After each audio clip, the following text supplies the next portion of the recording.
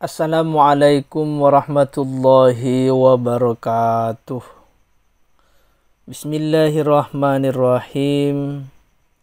Alhamdulillahi rabbil alamin. Wabihi nasta'inu ala umurid dunya waddin. Wassalatu wassalamu ala ashrafil anbiya'i wal mursalin, Sayyidina Muhammadin wa ala alihi wa sahbihi ajma'in, amma ba'du. Anak-anakku semuanya, hari ini kita kembali akan belajar tentang sejarah kebudayaan Islam yang akan mengkaji sejarah Kanjeng Sunan Derajat. Sebelum pembelajaran kita mulai, mari kita awali dengan membaca suratul Fatihah dengan harapan mudah-mudahan apa yang akan kita pelajari nanti menjadi ilmu yang barokah dan bermanfaat. Dan mudah-mudahan Allah Subhanahu wa Ta'ala selalu menjaga dan melindungi kita semua, kedua orang tua kita beserta keluarga-keluarga kita dari pandemi COVID-19. Ala hadhihi niyyah bi barakatil Fatihah. A'udzu billahi minasyaitonir rajim. Bismillahirrahmanirrahim. Alhamdulillahi rabbil alamin arrahmanir rahim maliki yaumiddin. Iyyaka na'budu wa iyyaka nasta'in ihdinas siratal mustaqim siratal ladzina an'amta 'alaihim ghairil maghdubi 'alaihim waladdallin. Amin. Anak-anakku semuanya, tentunya kita dalam kehidupan sehari-hari kita sudah tidak asing lagi dengan nama dari Kanjeng Sunan Derajat. Nama asli dari Kanjeng Sunan Derajat adalah Raden Qasim. Raden Qasim ini adalah merupakan putra bungsu dari Kanjeng Sunan Ampel dan Nyai Ageng Manila. Dengan demikian, Kanjeng Sunan Derajat berarti adalah saudara kandung dari Kanjeng Sunan Bonang. Di samping nama julukan Sunan Derajat, Raden Qasim juga memiliki nama yaitu Maulana Hashim, Raden Syarifuddin, Pangeran Kadrajat, dan Sunan Mayang Madu. Raden Qasim diperkirakan lahir pada tahun 1470 Masehi dan wafat pada tahun 1522 Masehi.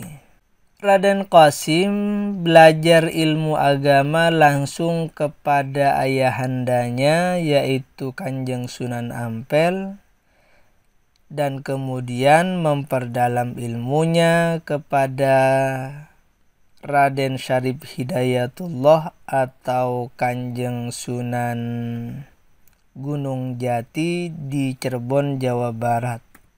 Kepergiannya ke Cirebon untuk memperdalam ilmu agama mempertemukan Kanjeng Sunan Derajat dengan seorang perempuan yaitu Dewi Sufiah yang merupakan putri dari Kanjeng Sunan Gunung Jati atau Raden Syarif Hidayatullah yang kemudian beliau nikahi. Pernikahan Raden Qasim dengan Dewi Sufiah ini dikaruniai 3 orang anak. Yang pertama adalah Pangeran Rakyana atau Pangeran Trenggana, yang kedua adalah Pangeran Sandi, dan yang ketiga adalah Dewi Wurian. Setelah menikahi Dewi Sufiah, Raden Qasim tinggal di Kadrajat. Jadi ada sebuah desa yang bernama Desa Kadrajat, sehingga Raden Qasim ini dipanggil dengan Pangeran Kadrajat. Selain menikahi Dewi Sufiah, Kanjeng Sunan Derajat juga menikahi Nyai Kemuning yang merupakan putri dari Kiai Mayang Madu. Selain Dewi Sufiah dan Nyai Kemuning, Kanjeng Sunan Derajat juga menikahi Nyai Retna Ayu Chandra Sekar yang merupakan putri dari Adipati Kediri. Setelah beberapa tahun berdakwah di Kadrajat, Kanjeng Sunan Derajat kemudian memutuskan untuk kembali ke Ampel Delta, Surabaya yang merupakan kediaman dari Kanjeng Sunan Ampel. Dan setelah beliau beberapa hari sampai di Ampel Delta, kemudian Kanjeng Sunan Derajat diminta langsung oleh Kanjeng Sunan Ampel untuk berdakwah di pesisir barat kota Gresik. Dalam perjalanan menuju pesisir barat kota Gresik, beliau menggunakan sebuah perahu yang beliau tumpangi kemudian pecah dihantam gelombang di tengah-tengah laut. Dalam peristiwa pecahnya kapal yang ditumpangi oleh Kanjeng Sunan Derajat, Kanjeng Sunan Derajat kemudian atas kuasa Allah ditolong oleh ikan cucut dan ikan talang yang membawanya sampai ke Jelak. Jelak itu adalah gundukan tanah yang tinggi dibandingkan sekitarnya. Jelak itu masuk wilayah desa Banjarwati. Keberadaan Raden Qasim di Jelak disambut baik oleh Kiai Mayang Madu dan Ki Banjar yang merupakan sesepuh kampung. Raden Qasim tinggal di Jelak dan mendirikan sebuah surau yang dipakai untuk sholat berjamaah dan mengajar ngaji penduduk setempat. Di Jelak inilah kemudian Kanjeng Raden Qasim dinikahkan dengan Nyai Kemuning, putri dari Kiai Mayang Madu. Sehingga nanti beliau juga disebut karena beliau adalah menantu Kiai Mayang Madu, kemudian beliau juga dijuluki dengan Sunan Mayang Madu. Raden Qasim memperoleh pangkat kewalian setelah beliau melakukan riyadhah ruhani dengan melakukan uzlah. Uzlah itu menyendiri di ujung pangkah dengan cara beliau tidak makan dan tidak tidur selama 3 bulan. Jadi riyadhah, usaha ikhtiar di dalam melakukan taqarruban ilallah, mendekatkan diri kepada Allah, beliau lakukan dengan cara tidak makan dan tidak tidur selama 3 bulan. Di dalam menyebarkan agama Islam, Kanjeng Sunan Derajat dikenal sebagai tokoh yang berjiwa sosial tinggi dan sangat perhatian pada nasib kaum fakir miskin. Dalam berdakwah, sebelum memberikan pemahaman tentang ajaran-ajaran Islam, Kanjeng Sunan Derajat terlebih dahulu mengupayakan kesejahteraan sosial masyarakat. Ajaran-ajaran beliau lebih menekankan empati dan etos kerja keras yang berupa kedermawanan, pengentasan kemiskinan, usaha menciptakan kemakmuran, solidaritas sosial, dan juga gotong royong. Jadi sebelum beliau menyampaikan dakwahnya ke masyarakat, beliau terlebih dahulu memberikan bantuan kepada kaum fakir miskin. dan berusaha mengentaskan kemiskinan yang diderita oleh umat ketika itu, serta berusaha agar mereka hidup dalam keadaan makmur dan menciptakan solidaritas sosial antar sesama dan juga menciptakan budaya gotong royong. Dalam melakukan dakwah mengajak orang yang untuk memeluk agama Islam, Kanjeng Sunan Derajat mengajarkan tentang tata cara membangun rumah, membuat alat-alat yang digunakan untuk memikul orang seperti tandu dan joli. Dan selain itu, Kanjeng Sunan Derajat juga dikenal sebagai sosok yang baik dalam berkomunikasi lewat kesenian. Sehingga Kanjeng Sunan Derajat juga banyak menggunakan media wayang di dalam menyampaikan ajaran-ajaran agama Islam.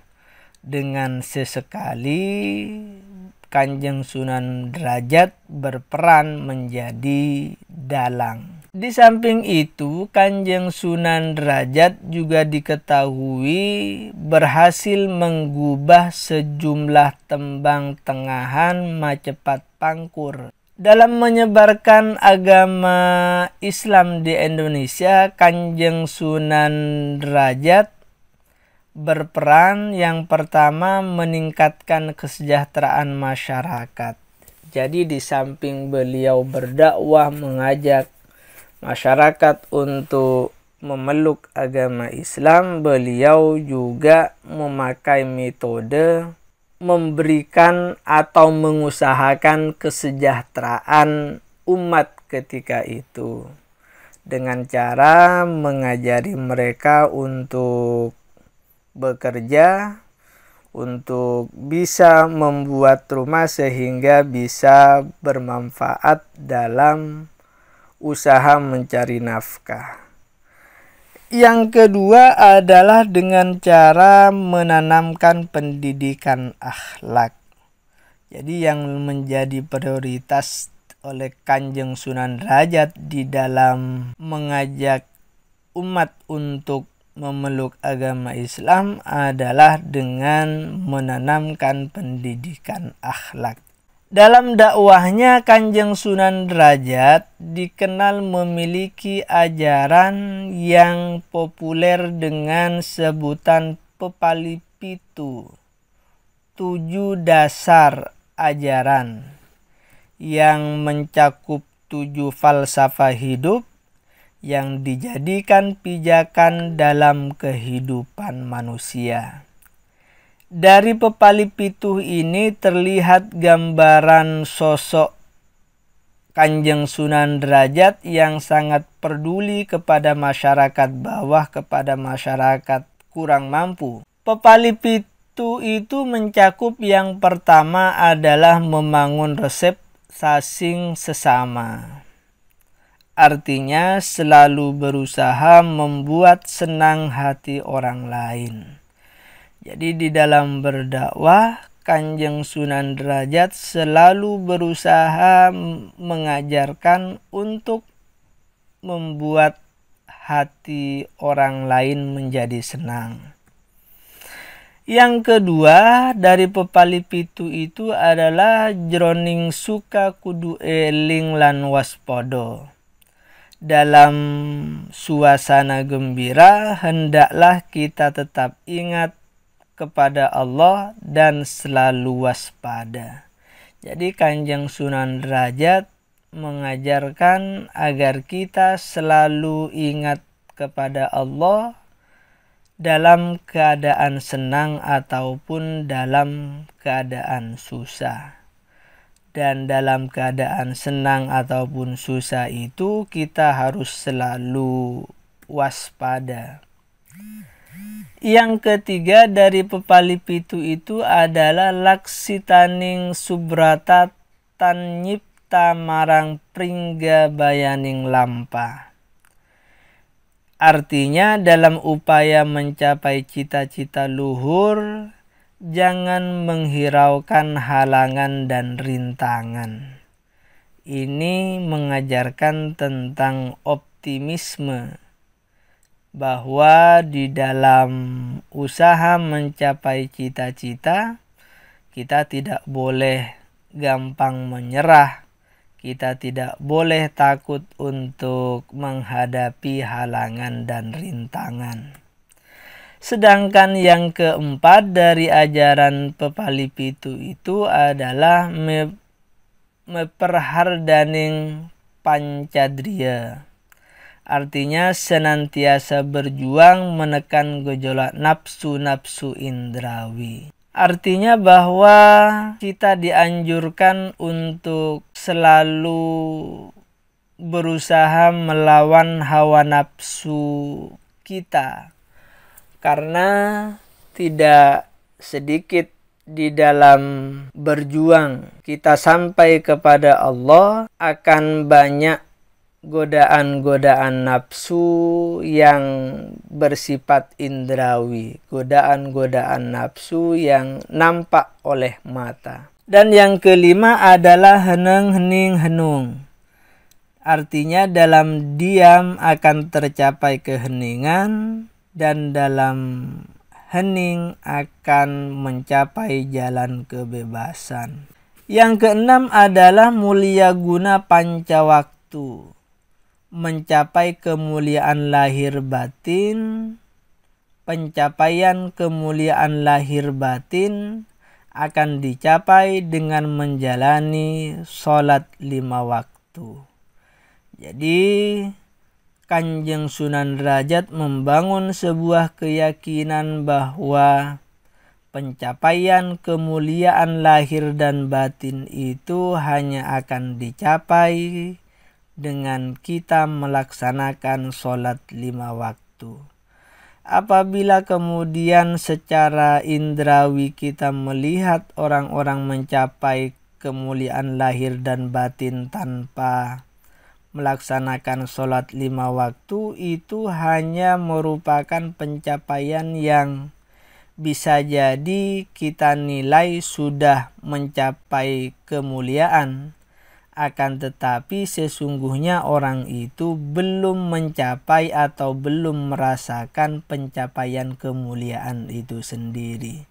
Hatinya akan merasa gundah gulana, akan tetap merasakan kerisauan ketika orang itu jauh dari Allah Subhanahu wa ta'ala. Yang terakhir dari ajaran Pepalih Pitu adalah menehono tekan marang wong kang wuta, menehono mangan marang wong kang luwe, menehono busana marang wong wuda, menehono pangyup marang wong kang kaudanan. Artinya berikan tongkat kepada orang yang buta, berikan makan kepada orang yang lapar, berikan pakaian kepada orang yang tidak punya pakaian, berikan tempat berteduh kepada orang yang kehujanan. Kanjeng Sunan Derajat mengajarkan kepada kita untuk selalu berbagi, untuk selalu memberi kepada orang yang membutuhkan. Memberikan tongkat kepada orang yang buta, karena memang orang buta yang dibutuhkan adalah tongkat untuk bisa berjalan. Memberikan makan kepada orang yang lapar, memberikan pakaian kepada orang yang tidak punya pakaian, dan memberikan tempat berteduh kepada orang yang kehujanan.